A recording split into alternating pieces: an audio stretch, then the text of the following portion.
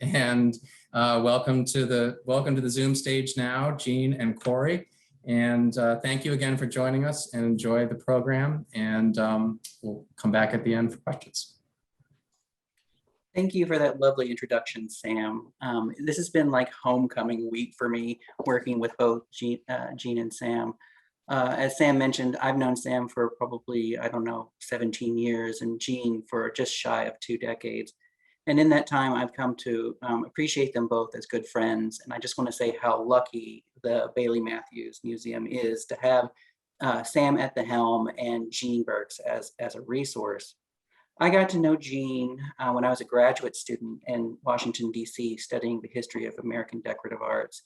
Jean was my professor of shaker furniture and base metals. And we struck up a friendship that turned into a working relationship. She was not only my instructor, she became my boss at Shelburne Museum, and she also has been my mentor for all these 19 some odd years. And so it is, again, a pleasure for me to be able to work with Jean. And so with that, I'll turn it over to Jean, and she can start the lecture today. Thanks so much, Kory, and thank you, Sam. By way of background to this program, about 10 years ago, when Kory and I were co-curators at Shelburne, we were brainstorming ideas for possible future exhibits. We quickly realized that shells, in one form or another, were the most popular motifs in decorative arts in all media. So we made a list of furniture, ceramics, glass, metalwork, and textiles to borrow from US museums. Since I had a vacation house here on Sanibel and I was a member of the Bailey Matthews Shell Museum, we thought it would make sense to try and borrow actual shell specimens to pair with our borrowed decorative arts objects.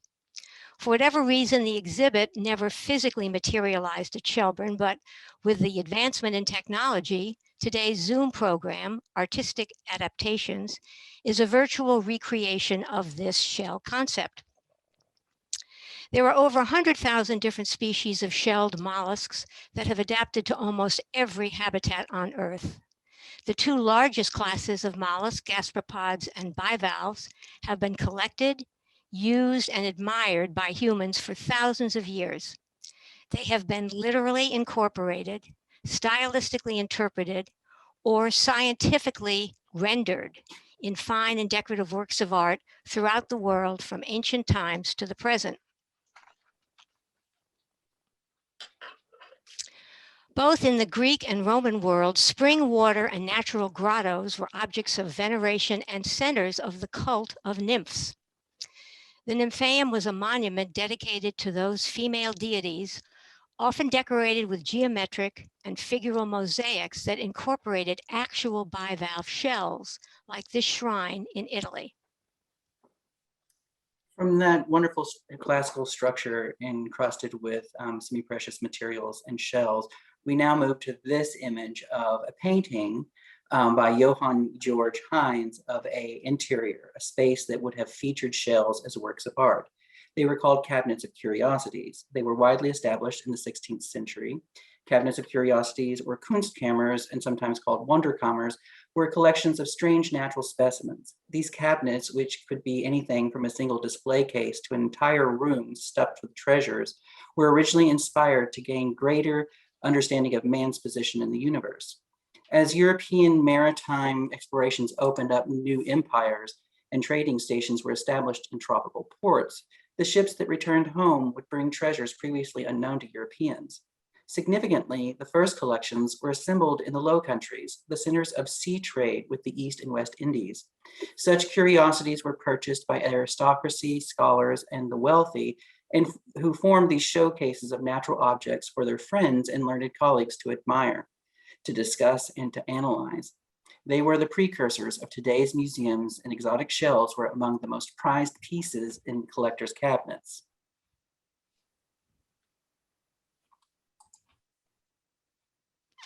The scallop shell, or pecten, is the most popular shell symbol to appear in mythological, sacred, and secular art.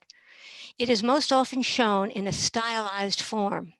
Perhaps because of its appearance in habitats all over the world, ranging from the Western Pacific to the Mediterranean and the Northern Atlantic, it was familiar to artists as a source of inspiration.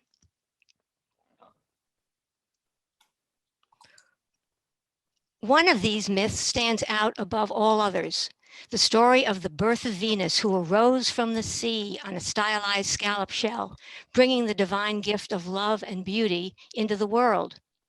This story has been translated onto canvas, sculpted in marble, and cast in bronze. But the most celebrated artistic recreation of the myth is by Botticelli, whose 15th century painting in Florence is one of the most famous and recognizable images in the art world today.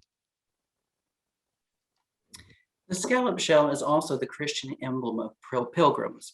In church art, it is the symbol of the Apostle St. James the Great, who journeyed from the Middle East to Spain, spreading the news of Jesus Christ and carrying scallop shells. In fact, in French, the mollusk itself, as well as the popular preparation of it in cream sauce, is called coquille Saint-Jacques. Here, St. James is portrayed as a traveler, shown well equipped with a staff, purse, water gourd, and a hat whose upturned brim is adorned with a scallop shell, and his cloak, clasped with a shell, is the emblem of his shrine at Santiago de Compostela. Medieval pilgrims followed his route across southern Europe and would similarly place such badges on their clothing to indicate the number of holy shrines they had visited.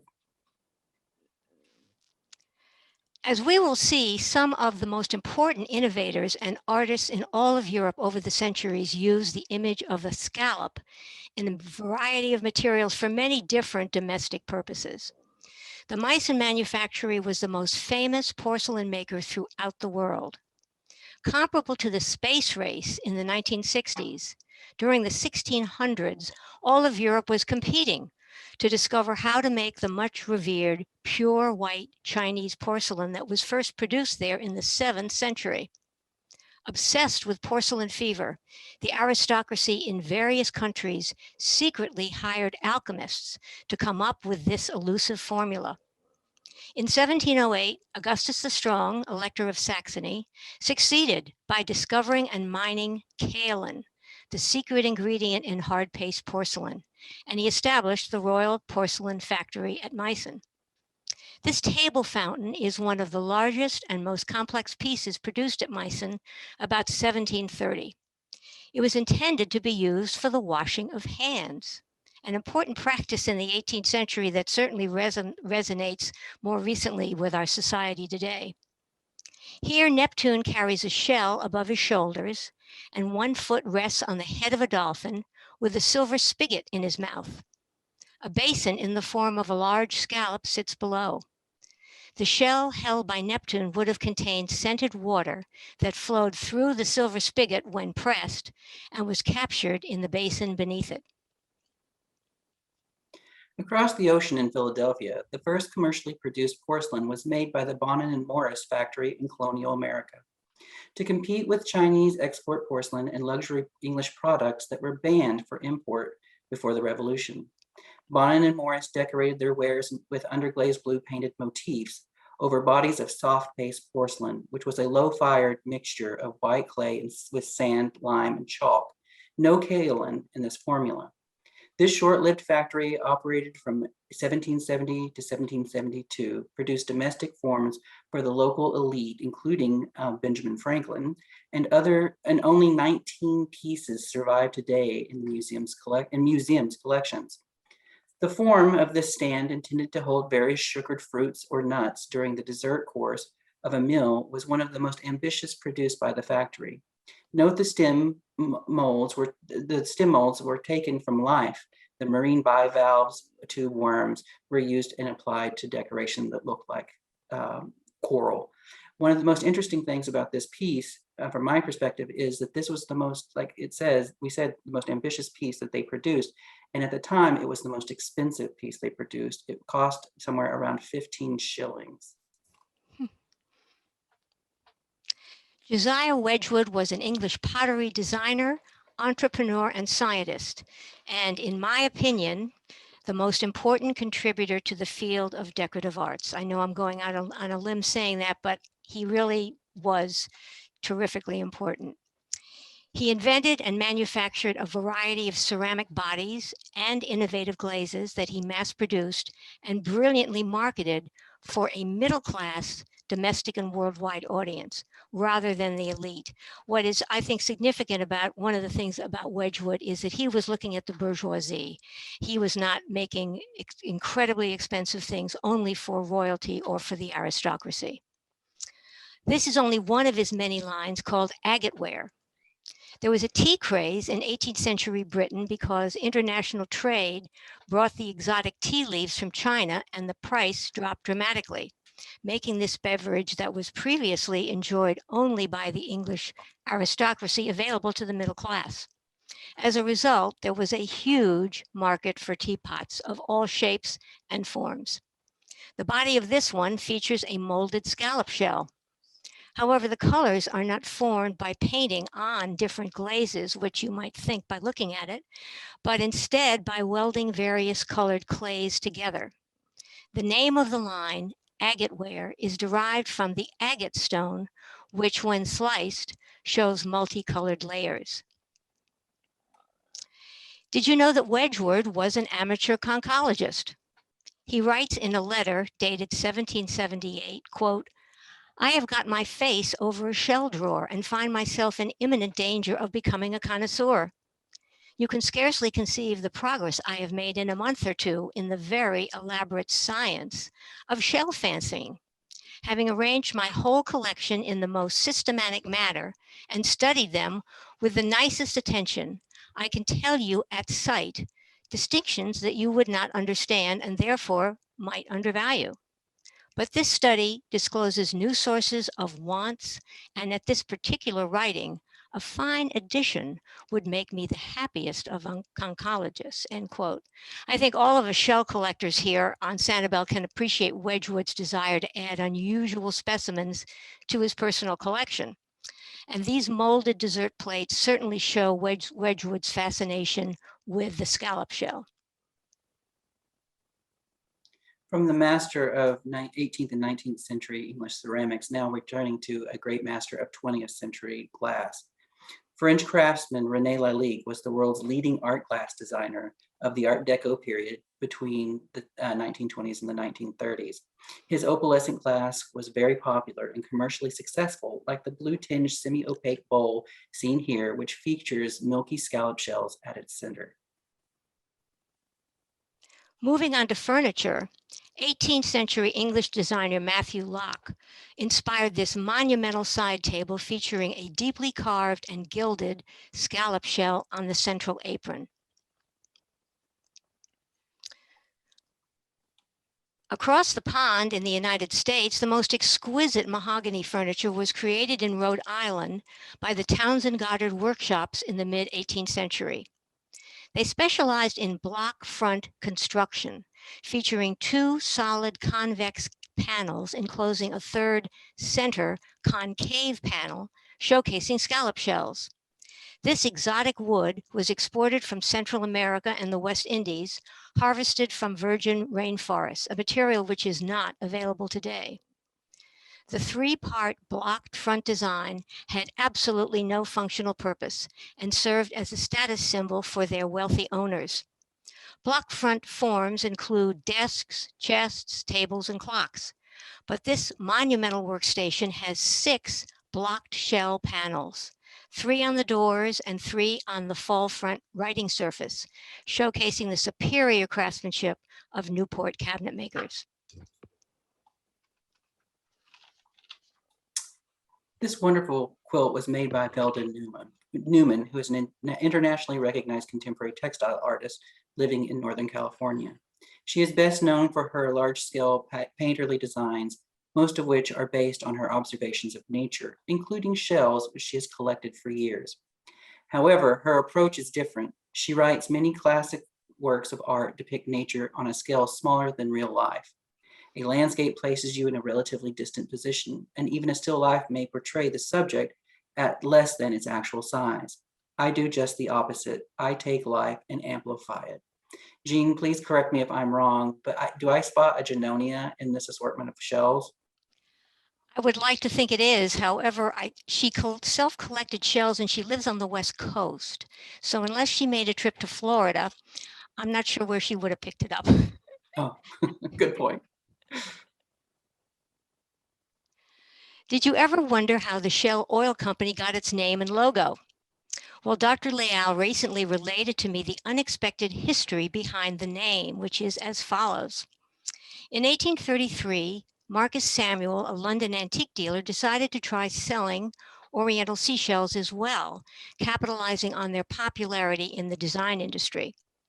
The demand was so great that he began importing the shells from the Far East, laying the foundations for an import-export business that would become one of the world's leading energy companies. After his death in 1870, his two sons became interested in the oil exporting business, but shipping still posed a problem as oil was carried in barrels, which could leak and take up a lot of space. To solve the problem, they commissioned a fleet of steamers, including the Murex, shown here on the right, which in 1892 became the first oil tanker to pass through the Suez Canal. With the maiden voyage of the Murex, the Samuels brothers had achieved a revolution in the bulk transport of oil, which cut its cost and increased the volume that could be carried. In 1897, the Samuels renamed their operation the Shell Transport and Trading Company, and the rest, as they say, is history. This is one of my favorite paintings because it sort of shows a all too familiar scene between two very amorous couples here, two amorous people. This is a painting by Frans van Mieris, and it's called The Oyster Meal. Dutch artist Frans van Mieris specialized in small-scale interior genre scenes in an extremely detailed manner. This painting not so subtly conjures up the properties of the oysters. It shows an illegitimate couple formed by a young woman and an older man in the act of offering her a plate of oysters, a dish known, as well as the wine, for its aphrodisiac virtues. As she is taking the one oyster and holding the glass of wine in the other, it is clear that the girl accepts the man's proposal, the curtained bed behind them being an allusion to the consequences. This sweet little painting was painted by Herbert James Draper, a British artist. He was operated in London, and he focused primarily on mythological themes from ancient Greece. This fanciful image set on the coast depicts a water nymph opening a large black pearl oyster shell, and instead of finding a pearl inside the mollusk, she discovers a naked infant. Moving on to gastropods, the chambered nautilus has been the subject of poetry, artwork, and jewelry. It has even inspired the names of submarines and exercise equipment. These animals have been around for about 500 million years, even before the dinosaurs. Chambered nautilus are mainly found in the deep, dark waters of the Western Pacific.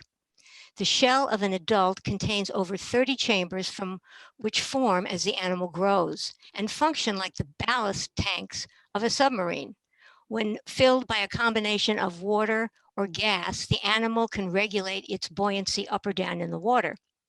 The shell is most often used polished, with the outer surface removed to reveal the mother of pearl layer beneath. The mythological love of two sea gods, Neptune and Amphitrite, the daughter of Poseidon, is symbolized by Cupid on the left, and the shells that surround them, an assortment of scientifically rendered exotic specimens dominated by the queen conch species, is well known to all of you and because of their prevalence in the Florida Keys and in the Caribbean. Two of the shells have been ground down and polished to reveal the underlying layer of mother of pearl. The great green turban in the center of the painting and the chambered nautilus in Neptune's hand also refer to some really beautiful specimens that I think we're all familiar with. Paul Storr was England's most celebrated goldsmith and silversmith in the first half of the 19th century, and he produced sculptural pieces for a royal clientele. This bold design functions as a salt cellar in the form of Triton, a Greek merman who was the son of Poseidon, here pulling a Nautilus shell. Salt cellars were not just vessels to hold salt, but a status symbol often placed in front of the host to indicate his popularity and prosperity. Louis Comfort Tiffany made his own contribution when he patented his design for the Nautilus lampshade in 1899 as one of the earliest designs for a leaded glass light. The leaded cells remind me of the chambers of the actual mollusk. The Nautilus reading lamp is both an elegant creation and a strategic one. In the time of Queen Victoria, shells were highly collectible, and Tiffany wanted to take advantage of the rage for the Nautilus shell as a home decoration. In this case, his design was adapted to the electric light bulb, as an open flame would have heated up the metal and would have destroyed the lamp. The Victoria and Albert Museum in London assessed Paul de Lamery as the greatest silversmith working in England in the 18th century. He was master of the Rococo style, featuring marine motifs in swirling asymmetrical designs, which include here a palm tree on the right and two little land snails peeking out at the base of the swing handle, all cast in silver. I wanted to showcase this tea kettle on stand, not only because it's one of de Lamery's masterpieces, but because it references terrestrial mollusks, and to point out that the Bailey Matthews Shell Museum has an extensive collection of colorful land snails. 16th century Frenchman Bernard Palissy created platters crawling with various animal species, lizards, lobsters, fish, and shells. These forms are created from master molds made by taking life casts of living, breathing creatures that he collected. In this example, it's possible to identify the species of some of the bivalves and the gastropods, like the limpet and the detail on the right. Like much of Palissy's work, this fascination with pond ecosystems is more of a testament to nature than a utilitarian vessel meant to carry food. 17th century still life Dutch master Balthazar van der Ast specialized in depicting scientifically rendered rare and exotic insects and shells. Here is an arrowhead blue butterfly that's native to North America and a Scotch bonnet found in the Western Atlantic and Gulf Oceans. These specimens were most likely brought to Europe by seamen from the Dutch West India Company, who exported exotic species from foreign territories. Notice closely how closely the rendition matches the actual specimen on the right. Dr. Leal has identified the 6 species scientifically rendered in this Van der Ast oil painting that's at the Princeton Museum of Art. All of the shells were named in the 18th century, but were probably well known in Western Europe when the artist created this 17th century Dutch work.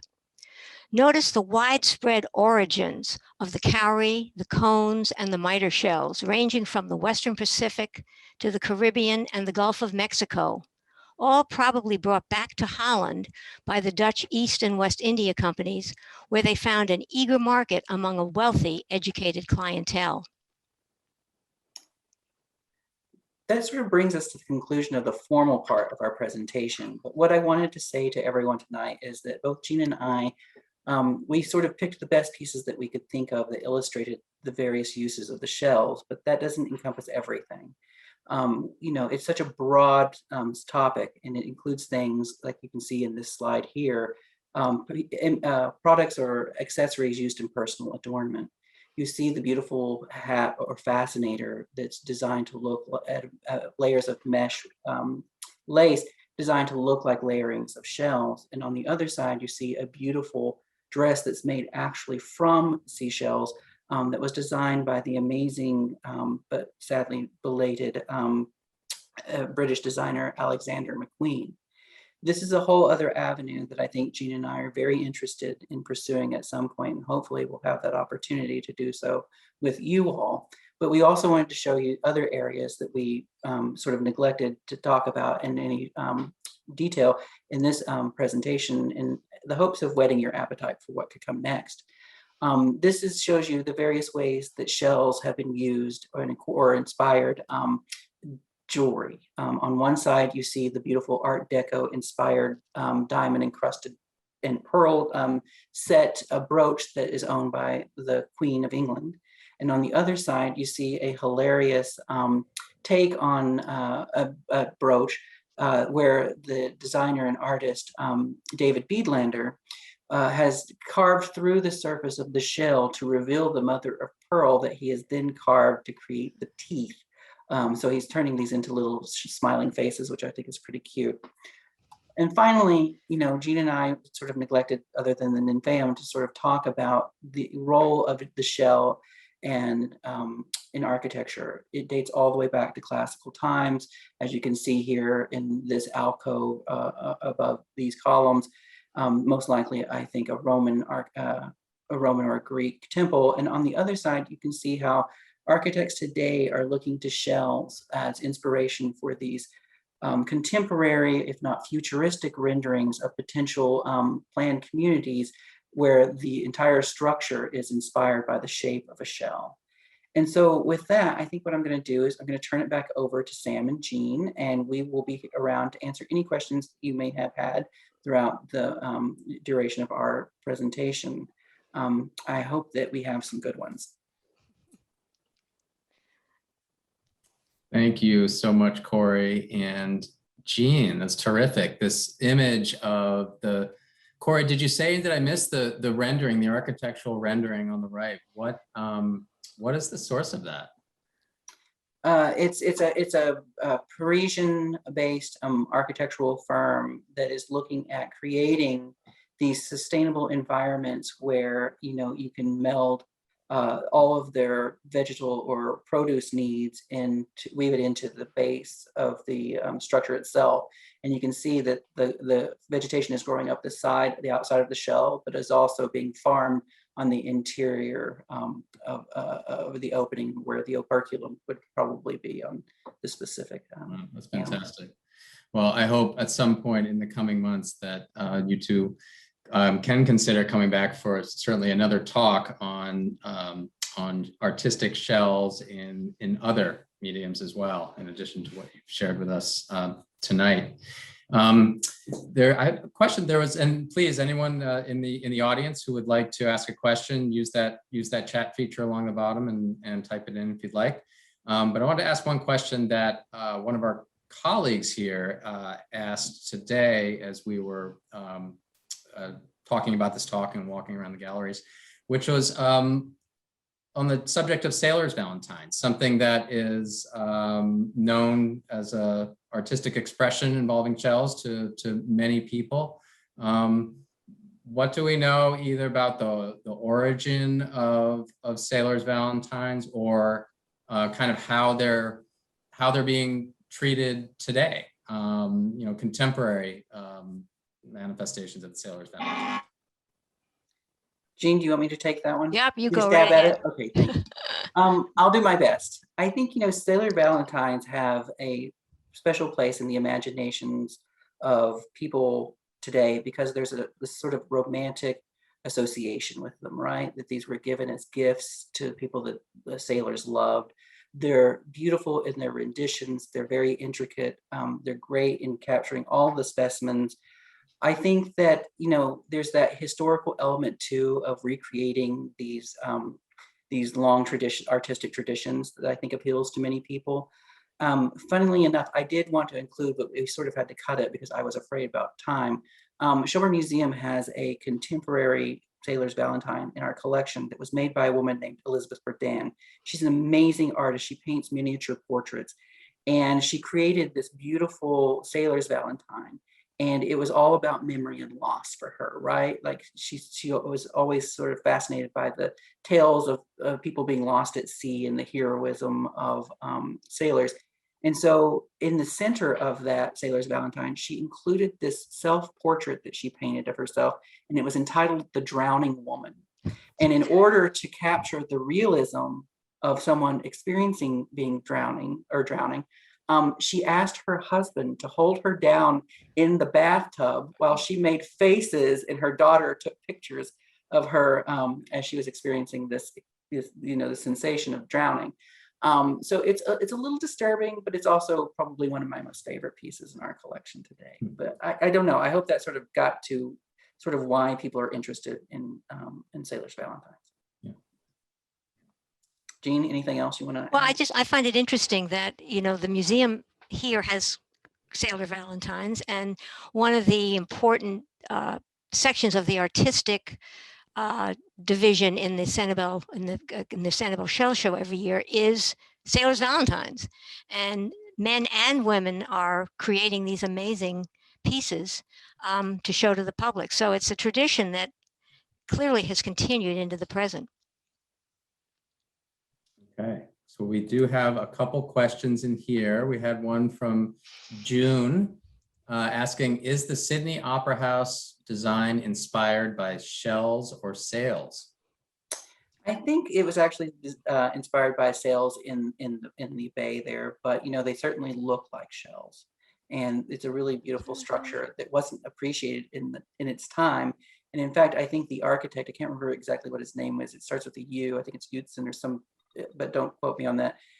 There was a dispute between him and the opera company, and I don't think he ever visited the finished opera house. Sort of a sad story. We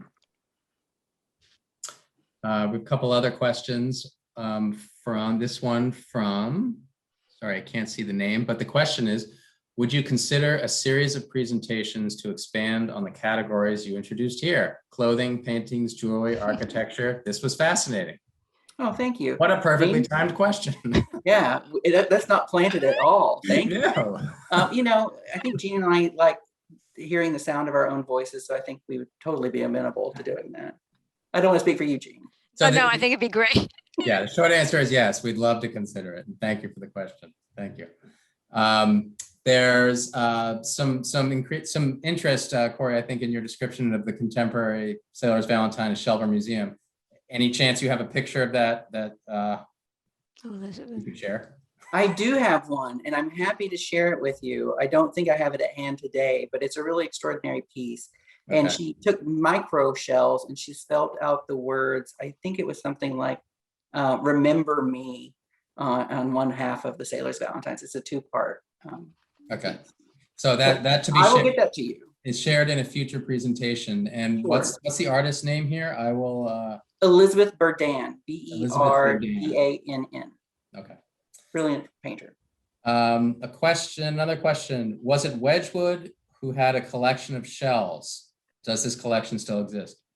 Yes, Wedgwood was the one who not only had the collection, but thought of himself as a conchologist and studied shells.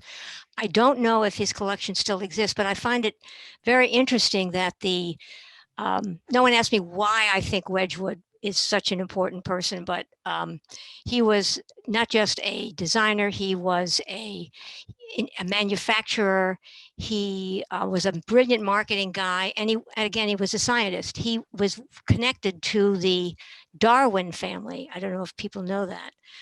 His granddaughter, and Wedgwood and the Darwin families were intermarried, and Charles Darwin was his granddaughter, actually. So he was very interested in Linnaeus, in the classification system. He was very much a Wedgwood ahead of his time. So he did have this collection. I honestly don't know if it still exists. Yeah, I don't know either. It's a good question. We'll have to follow up on that. Yeah. Okay. I don't see any more questions, but thank you for those very good questions. And thank you all again for joining. Just remind again to look ahead in 2 weeks, June 29th, to Jose Leal's talk on the photography, shell photography exhibition. Find for more information at shellmuseum.org. And Kory and Jean, thank you so much again for your time and for everything that went into this. This was terrific, and we look forward to welcoming you back on Zoom and otherwise. And thank you, everybody, and have a terrific rest of your evening. Thank you. Bye. Goodbye.